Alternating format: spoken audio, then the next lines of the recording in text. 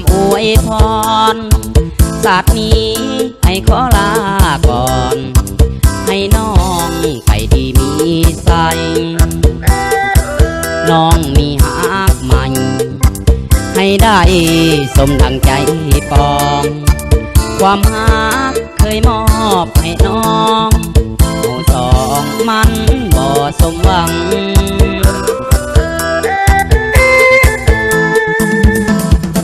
โศกดี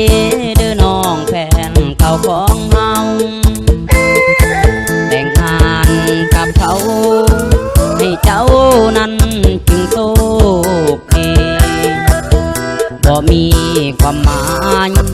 สุดท้ายไอ้ได้แต่หวังสองเฮาบ่ได้ร่วมกันความผูกพันมัน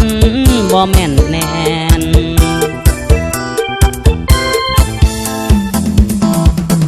คำน้องว่าแฟนเป็นเพียงอดีตก่อนหลังคงบ่เหลือหยังเส้นทางสองเฮาเคยเดินน้องลืมหาเก่าตัวอ้ายเจ็บใจเหลือเกินสองเฮาแยกทางกันเดินบังเอิญพบกันครั้งเดียวเอาเสียงมาป่าจากสายที่หมดความหวังบ่เครียดบ่สั่งให้น้องนั้นจงเข้าใจน้องไปได้ดีส่วนตัวอ้ายก็ดีใจนำถึงอ้ายยังเจ็บยัง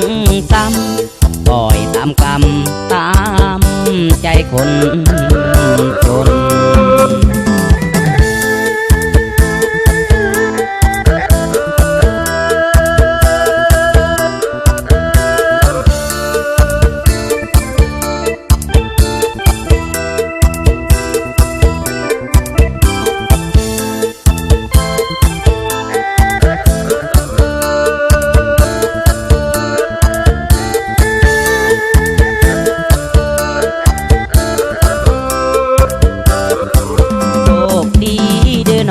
แฟนเก่าของเฮา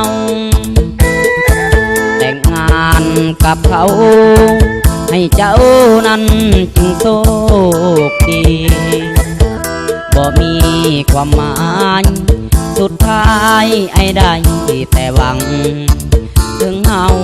บ่ได้ร่วมกันความผูกพันมันบ่แม่นแน่นคำน้องว่าแฟนเป็นเพียงอดีตก่อนหลังคงบ่เหลือหยังเส้นทางสองเฮาเคยเดินน้องลืมหาเก่าตัวอ้ายเจ็บใจเหลือเกินสองเฮาแยกทางกันเดินบังเอิญพ